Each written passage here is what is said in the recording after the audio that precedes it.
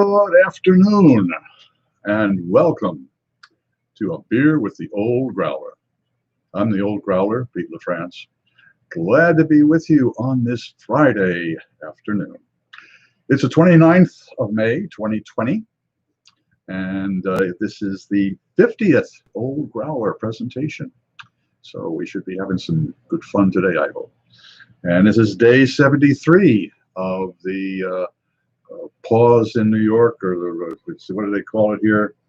The shelter in place or some good stuff like that. But anyways, it's because we have a pandemic and all of the pubs, bars, taverns, and restaurants of New York are closed down.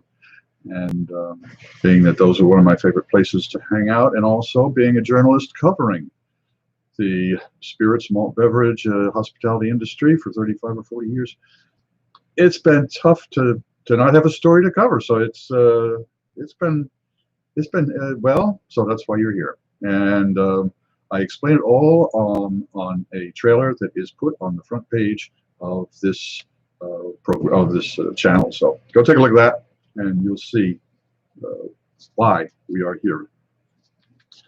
And it's because I don't want to drink alone. Okay. The Old Growler has a two-part format. For those of you who are new, for those of you who have been around, you know the drill. Did a little introduction, get myself a beer, then we taste a new beer. Take a look at it, see if it meets expectations, and then it's time, after the beer tasting, it's time for me to tell a few war stories from my days as a journalist covering the malt, beverage, and hospitality industries, and my life as a professional barfly. So I hope you do hang out for that as well. But it is, as I see by the clock on the wall, after 5 o'clock, and it is time for a beer with the Old Growler. Now, you gotta notice I'm going to back up a little bit here when I open up this here beer, and I'm going to be pretty careful because yesterday my laptop took a little bit of bath. Well, not quite a bath, but the laptop didn't like my beer. Let me put it that way. It took a sip, and I was worried there that we'd lost quite a bit, but it came back. I survived. Lived to tell another day. Now, what I'm going to do eventually is have a monitor put right there and enough cable and good stuff so that I can have the keyboard over here. I've got the monitor to look at, and we'll keep the keyboard out of the distance of beer. We have a 6 foot, no, a 10-inch, 15-inch social distancing between my laptop and my beer. I didn't get a chance to go to get a growler filled up today, so yeah, I'm going to have to do with what was in the fridge. And this one is, it's a lager, you know, we've had it before, and here we go. Let's see, it's from, in fact, I think it's Threes. The Threes Brewing Company. Yes, it is the Threes here in Brooklyn. All right, nice and far away. So, folks who are here, it's a pleasure having you with the Old Growler. I'm going to wet my whistle and end this week. Oh, that's good. Over there, 16 inches. Yeah, this is the Threes Villet, the Villet Pilsner, 1 pint.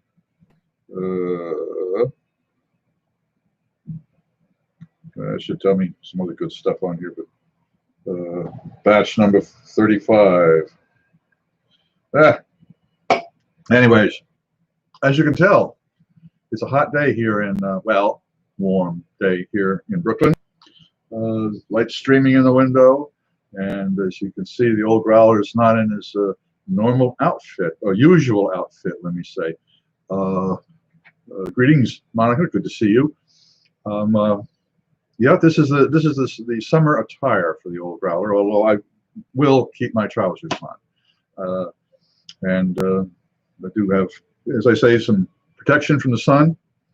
And it's after, of course, after this, we turn the aircon on, but it's still too noisy. Okay. Oh, Let's see, today, oh yeah, forgot about that. I'll tell you what, yes, we're going to have a tasting. The tasting comes up pretty soon. And for those of you who are new, I used to have my beer tastings on Thursdays at the Henry Street Ale House over in Brooklyn Heights, and get together with Jerry Scott, the bartender manager, Jim Bennis, and usually 2 or 3 other people. I mean, it was always a bunch of people. And we would get together and we'd taste some beers, usually 2. But we always had the same routine, and that would be what we would do is we would look at the can or the bottle of beer, the way it's packaged, see what it looks like and is it's packaged, and then read all the information that we could possibly get off of the can. And once we did that, we'd figure out, now Jerry Scott's been bartending for, oh good Lord, at least 30 more years than I can count, and in some of the more interesting bars in Brooklyn.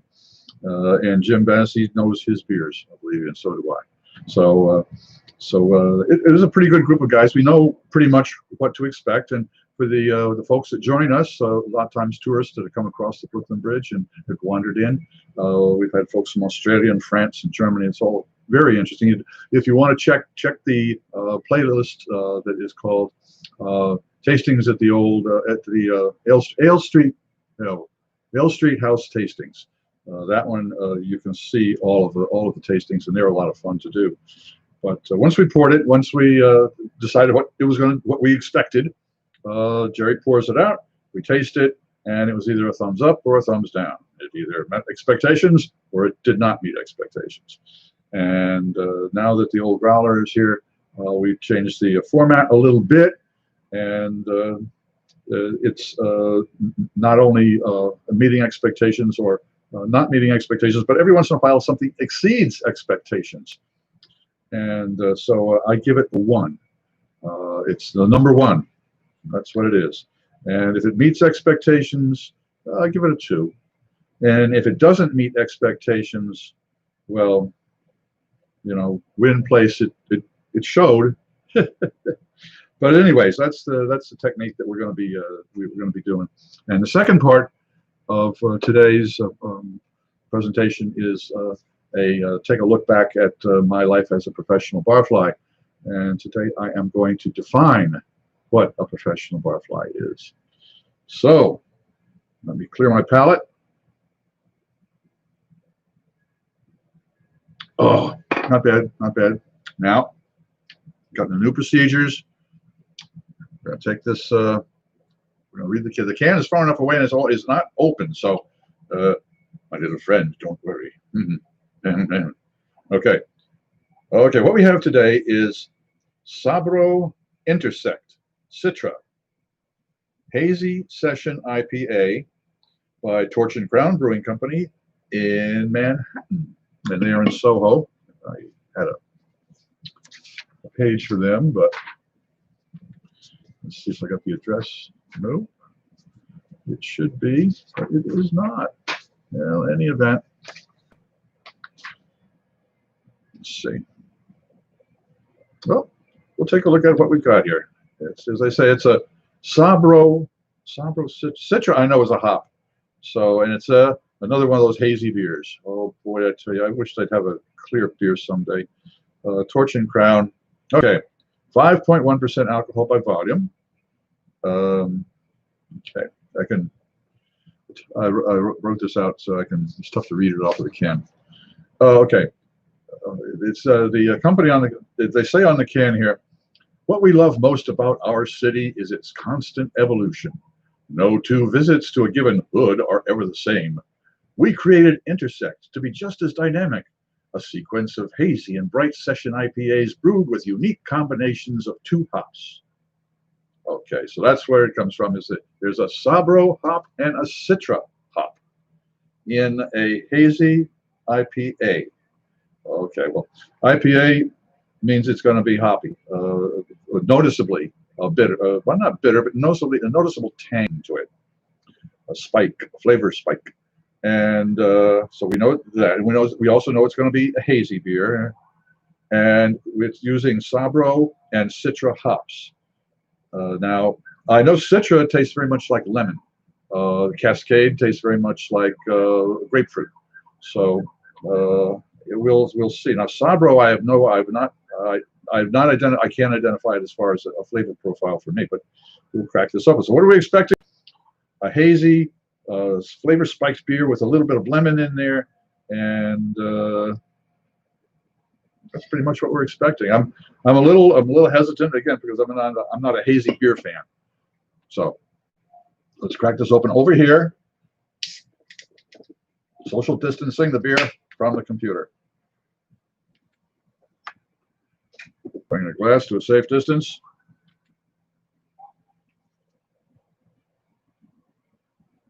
Roll out those lazy, hazy, crazy days of summer. Good. Okay. Meets expectation number one. Well, it's not number one yet, Peter. The first expectation is a hazy beer. You got it. A nice foamy head on there. Good carbonation, it looks like. Okay. It does. It has a very identifiable hop aroma. And unless you've rubbed some hops between your palms of your hands and smelled it, it's tough to describe. It's very particular, but sometimes like new mown grass or hay fields. If you've ever been in a rural area where they have cutting hay, not just grass, but hay, there's a different aroma to it. It lost its head pretty quick. Oh, faster than a French nobleman during the Revolution. Okay, let's see what it tastes like now. We're expecting to be a very spiky flavor.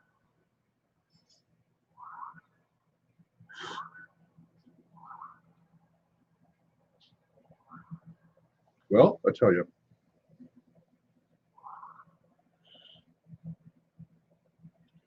that's no IPA. An India Pale Ale's got to have a little bit more bark to it. This is a very pleasant summertime refresher. Very light-bodied.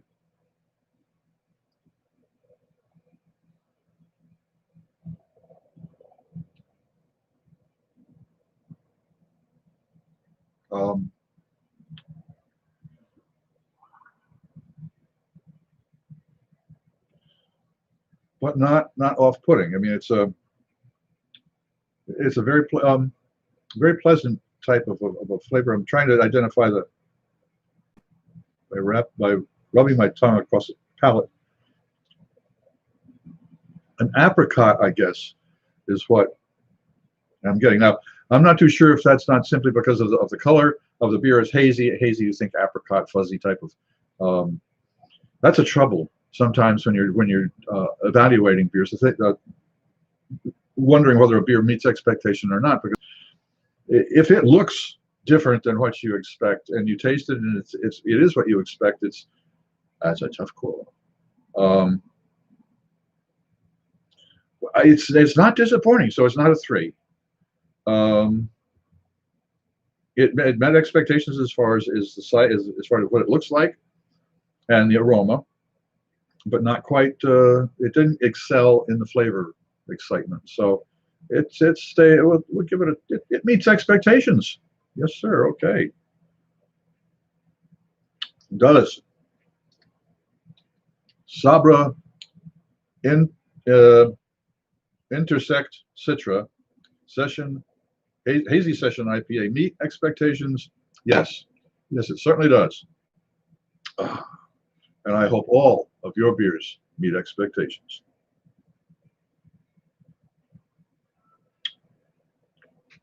Well, all right.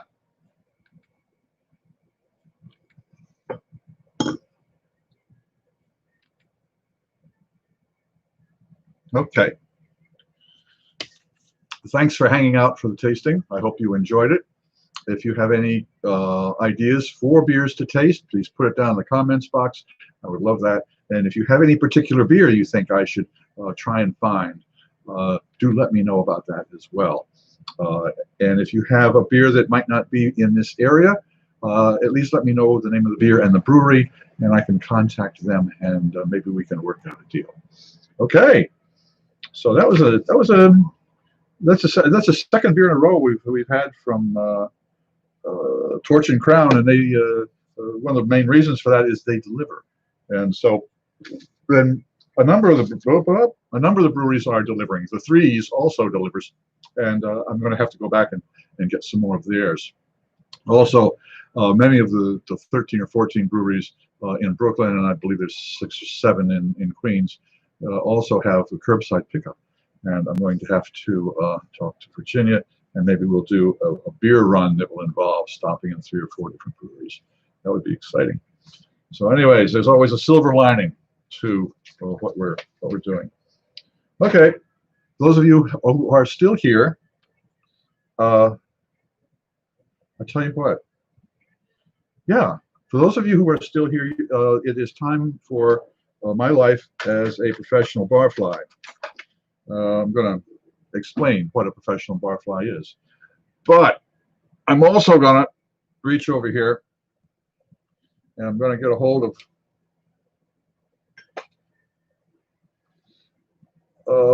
a special little, a little something special for me.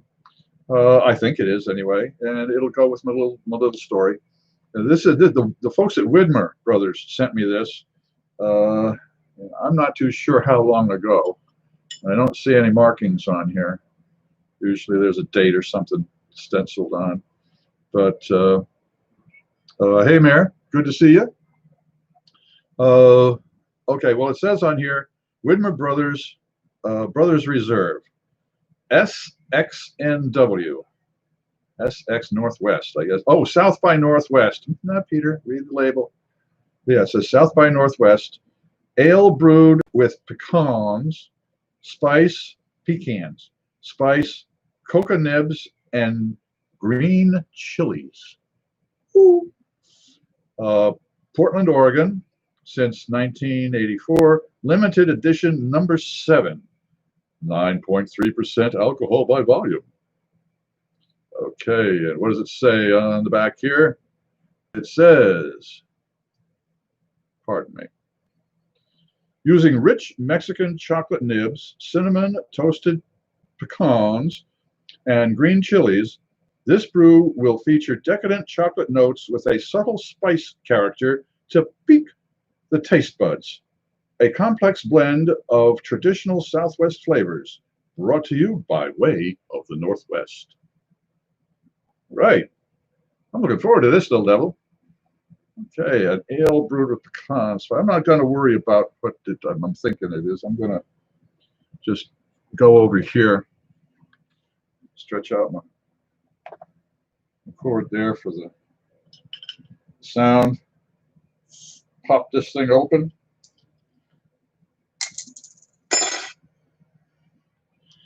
And let's see what we got. Oh, that's a beauty.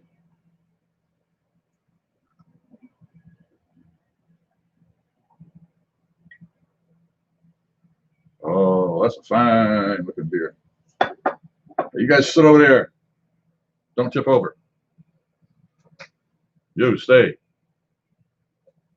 Right.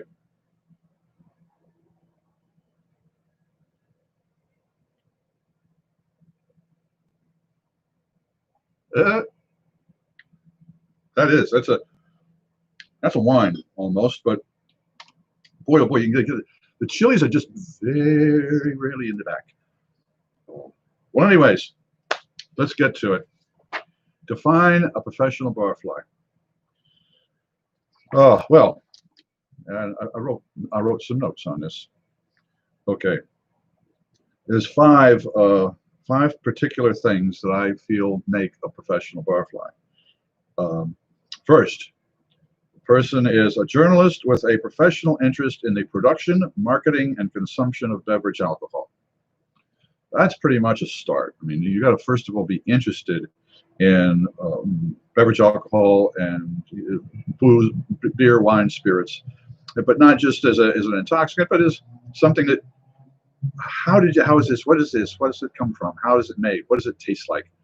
That type of thing. Okay. 2, a journalist whose job it is to interview beverage alcohol producers, beverage managers, brewers, distillers, and vintners, not to mention chefs, restaurant managers, and staff members. Now, that I think is one of the most important part of being a professional barfly is you have to be able to have talked and interviewed with some of the best people in the business.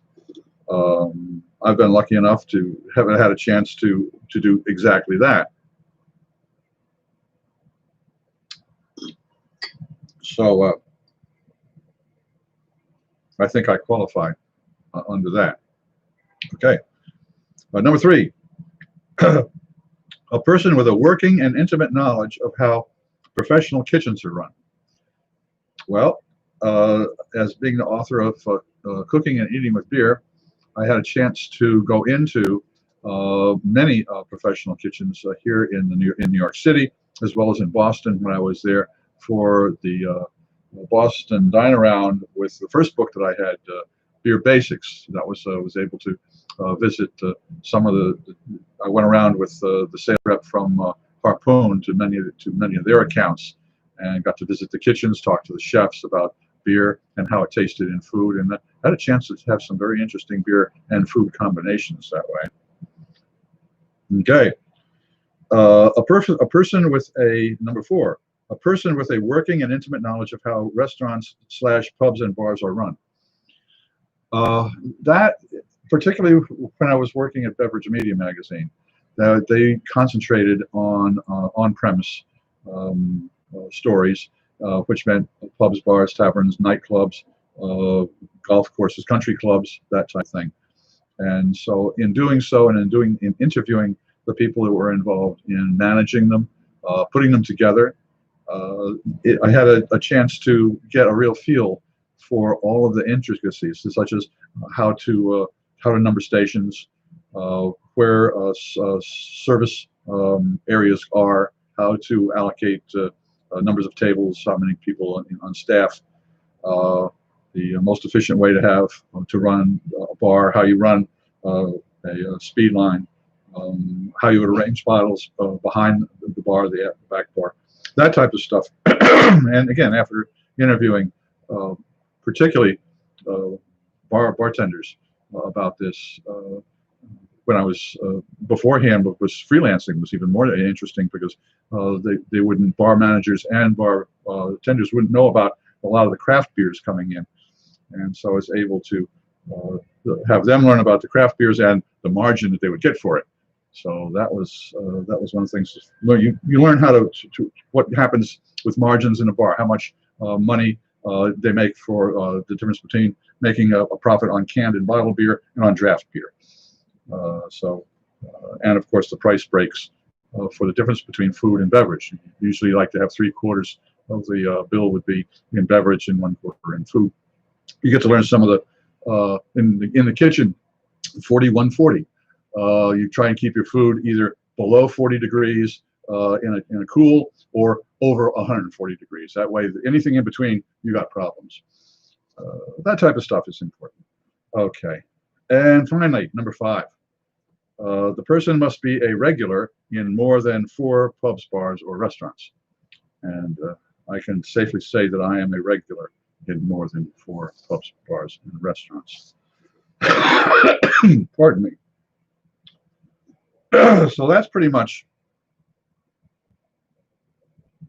my definition of a professional barfly. And finally, you must enjoy what you're doing.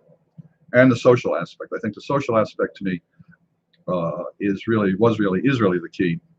And I enjoy the interviewing people and asking them how, who, what, when, where, and why. It's a lot of fun to do. And I can't think of too many interviews that were just flat. Boy, I've had the good fortune to be able to interview some incredibly interesting people. Okay, hacks that I've learned. Okay, 2 things. One, I learned to do all of my interviews between services, between lunch and supper. So that was usually between 2 and 4 o'clock, because that was when everybody was taking it easy. You were getting ready. You wasn't a frantic, weren't frantically moving around. The chefs were usually out on the sidewalk having a cigarette, and the sous chefs were having their lunch. Bartender was having his lunch, and the staff was out shopping or whatever between. So that was usually the best time. It was very relaxed. So I learned to show up at bars and restaurants at that time for interviews, and it was a neat little trick to learn. Very, very important for a journalist who's a professional barfly. The other is, I wrote this down and I'm not too sure about, but it says never assume the person you are talking to knows what they're talking about. And the reason I say that is because when I was at Beverage Media, and this was 1990, 91, 92, I would go into interview beverage managers in particular about what trends were taking place. And at that time, the scotches were exploding, and rums were just, but particularly single malt scotches were just going through the roof, and vodkas. Kettle One had appeared, and so it was the vodka wars were going on.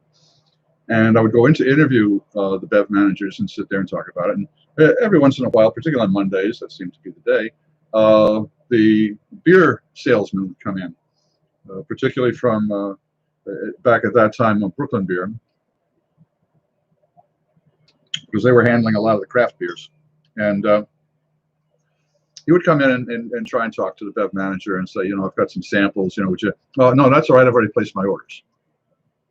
So the guy, he'd leave his card and off he'd go. And finally, I spoke to the bev manager. I said, listen, what kind of a margin do you get on a bottle of Bud? And he says, well, maybe 5, 8, 10% margin. And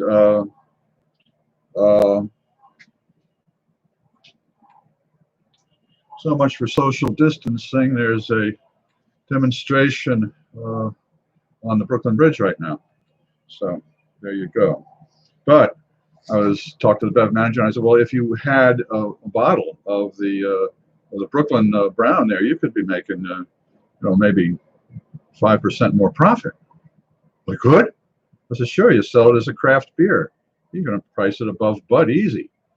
Well, okay. What beer? Oh, and he's got the card. So they did, mainly because I don't think that they knew at that time really. Oh boy, that's a coulda, woulda, shoulda, because small breweries were. In fact, we had. Oh boy, I think it was 12 or 13 small breweries and brew pubs in Manhattan at the time, and so it was in their faces, but they just didn't see it. And so that's why I say so you think somebody knows what they're talking about, they might not. And so I learned to very casually mention the profit margin. So those were the two hacks that I picked up. What did I learn from this experience as becoming a professional barfly and developing my senses? Well, first of all, I got a sense of how at least people on the East Coast perceive alcohol in their lives. And there are, of course, exceptions. There are people with religious beliefs that they don't have anything to do with alcohol. People that have medical problems don't have anything to do with alcohol. Yeah, but what does the general public think of when they think of say, beer, or if you say somebody rum to someone? Where do they place it in their lives? That type of thing. So I got a chance to take a look at that, and that was kind of fun. But the other thing was, and I think the most important thing, especially in learning about the restaurant industry and the bar industry, in short, hospitality, which is I don't have to explain to you, it's taken a vicious hit. It's the one thing about the industry that struck me is I started thinking, why do people go to restaurants? Which is a obvious question, but it's not too obvious. People go to restaurants to eat. People go to restaurants for good food. People go to restaurants because there's a special chef who happens to run it, an executive chef who is just marvelous. There's a particular type of food that they want. There's a particular ambiance that's there. When I worked at the Monk's Court and the Monk's Inn, it was a very monkish type of medieval type of dining experience. The experience, the theater of it, that type of, no. I figured out, and I'm pretty sure that I've nailed this one. The reason people go to restaurants is to feel special. When they walk in the door, they're greeted. They have the staff take care of them.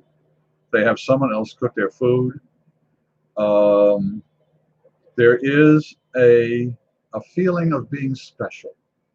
Even if you're going to your neighborhood restaurant, to your neighborhood pub, you feel special. People know your name.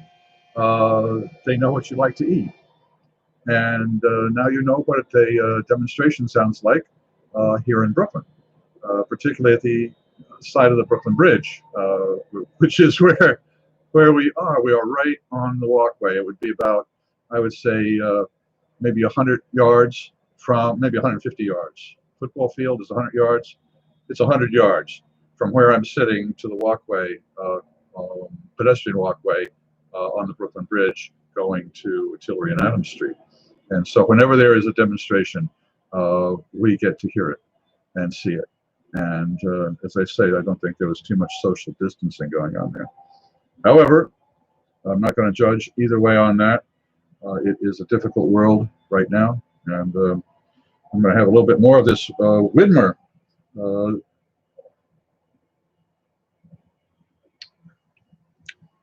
Have I ever experienced an also? Oh boy, oh boy. The closest I can say to that is yes, the Carlisle. But it was only for cocktails and hors d'oeuvres, not for a full sit-down dinner. And that is something, yeah, wow. An old school supper club with entertainment and the whole thing like the 1930s, 1940s. Yeah, that would be, first of all, I wonder if you could, well, of course you can, Las Vegas, yeah, obviously, but one of the small little intimate supper clubs, like what was it that Frank Sinatra used to like to go to? Sammy's, something like that, or was it Flamingo? Oh, I don't remember the, yeah, but the ones that they were very famous in the 50s here in, or over in Manhattan. Boy, where you dress up, you know, and the whole business. That was a different world. That was quite a different world. And I think we're gonna be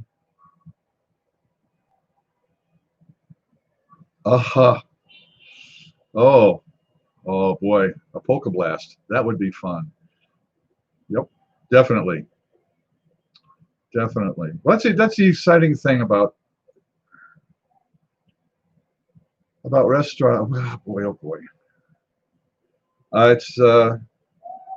It's tough for me to discuss. Well, I'm wrapping my mind around restaurants and what it was and what it will be, and I'm not going to prognosticate. I am not going to say in the future restaurants are going to be this, and in the future bars will have to have this, and in the future this, and in the future that. No. Things are so nutty right now that to even guess is it's weather the storm. That's what I'm doing right now. Is I'm weathering the storm. I'm in my night. I got a nice little boat. It's pretty sturdy. It's secure. I've got good sail. Yes, the boat that I'm in is a schooner. Yeah, I'm in a schooner. That's where I am. A Hudson's Bay schooner? No. Oh boy, let's see now. Oh, one of the whaling schooners. Not a big. It was what would go out and scout out for the whales, but it could stay out there for a while because you had supplies from like maybe 3 or 4 weeks. I mean, not bad food either. I mean, this was boy, that's yeah, that would be it. That would be it. Or maybe let's see. A privateer? No, I'm not a privateer. I don't think I could be a privateer. Official Navy? No, I couldn't be official Navy. Sloop John B. There we go. I could be a sloop. Ah, that's nice. One sail. Oh, I wander off. I wander off. But I guess that's what you do after you've done 50 of these. You wander a little bit. I hope I've entertained the folks that are still here after the tasting and after me talking about my life as a professional barfly.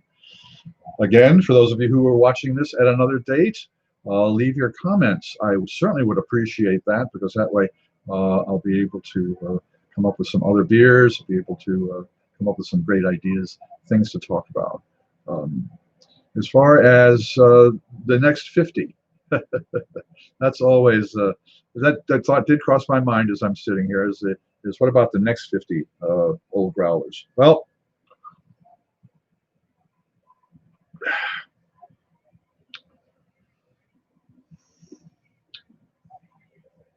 I'm going to give it. I'm getting kind of used to this, and as I say, I want to set up next week the new the new studio, and check it out for a week and see how it runs.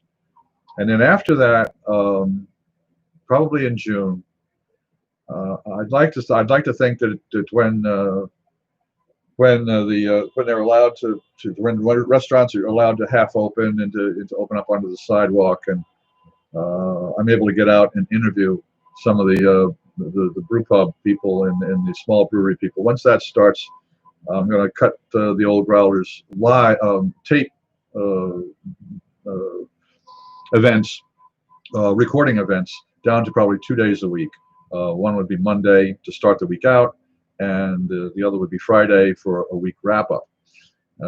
And we'd do, again, one beer for the tasting, and again, the second part would be my life as a professional barfly. So we'll stay to the same schedule, but it will be recorded on Mondays and Fridays.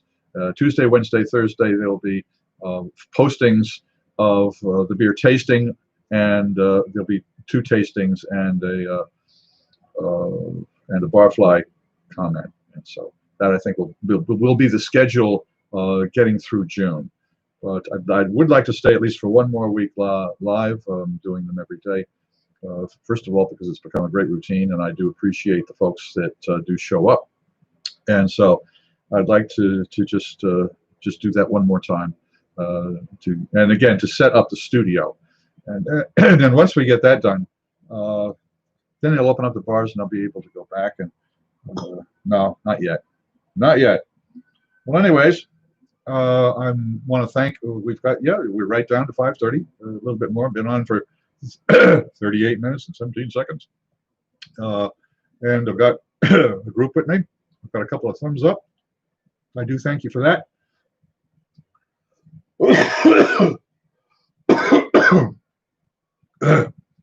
It's not the beer, it's the air. That's neither here nor there. In any event, I want to thank everybody for showing up. For those of you who are watching at another time or date, please let me know what you think in the comments. And in fact, the folks that are here, I would also appreciate it if you would give me at least a thought or two about what you've thought of the last few presentations. So on that note, I wish you all a good weekend, for those of you who are going to have a weekend coming up. And for those of you who are watching me at another time and date, I hope you have good beers, good times. Thank you.